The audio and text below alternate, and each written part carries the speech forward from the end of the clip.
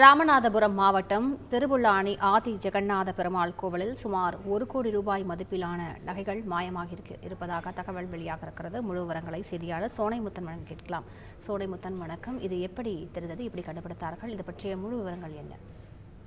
வணக்கம். அதாவது ராமநாதபுரம் அருகே உள்ள மிகவும் பிரசித்தி பெற்ற திருப்புல்லானி ஆதி ஜெகநாத பெருமாள் ஆலயத்தில் சுமார் 1 கோடி மதிப்பிலான நகைகள் மாயம். அதாவது சமஸ்தான தேவஸ்தான திவான் மாவட்ட காவல் கண்காணிப்பாளர் அலுவலகத்தில் தற்போது புகார் அளித்துள்ள சம்பவம் பெரும் பரபரப்பை ஏற்படுத்தி இருக்கிறது.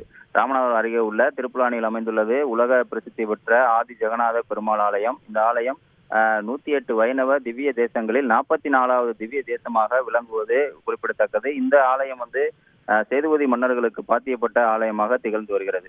இந்த ஆலயத்தில் உள்ள பெருமாள் மற்றும் அம்பாள் சன்னதிகளில் உள்ள சாமிகளுக்கு அணிவிக்கப்படும் நகைகளை கடந்த வாரம் கணக்கிடும் பொழுது அந்த பெட்டகத்தில் இருக்கக்கூடிய, அதாவது ஸ்தானிகரிடம், அதாவது கோயில் இருக்கக்கூடிய ஸ்தானிகர் என்று சொல்லக்கூடிய சீனிவாச ஐயங்காரிடம் அந்த பெட்டகத்தினுடைய உரிமங்கள் கொடுக்கப்பட்டு அவரிடம் இந்த சாவியானது இருந்து வந்துள்ளது குறிப்பிடத்தக்கது. இதில் கடந்த வாரம் கணக்கிடும் பொழுது அதில் இருந்த 952 கிராம் தங்க நகைகள் மற்றும் 2400 கிராம் வெள்ளி நகைகள் என சுமார் 1 கோடி மதிப்புள்ள பாரம்பரிய பழமை வாய்ந்த நகைகள் காணாமல் போயுள்ளது தெரிய வந்துள்ளது. இது தொடர்பாக சமஸ்தான தேவஸ்தான திவான் பழனிவேல் பாண்டியன் அங்குள்ள ஸ்தானிகர் சீனிவாச ஐயங்காரிடம் விசாரித்துள்ளார். அவர் இது குறித்து 2 வாரங்களில் பதில் அளிப்பதாக தெரிவித்ததாக தெரிகிறது.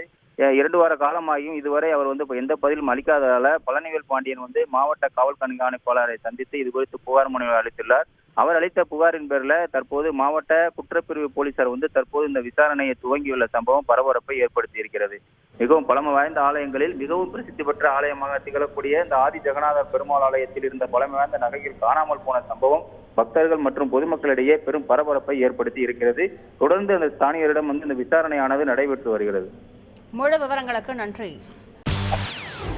செய்திகளை உடனுக்குடன் தெரிந்து கொள்ள உடனே சப்ஸ்கிரைப் பண்ணுங்க.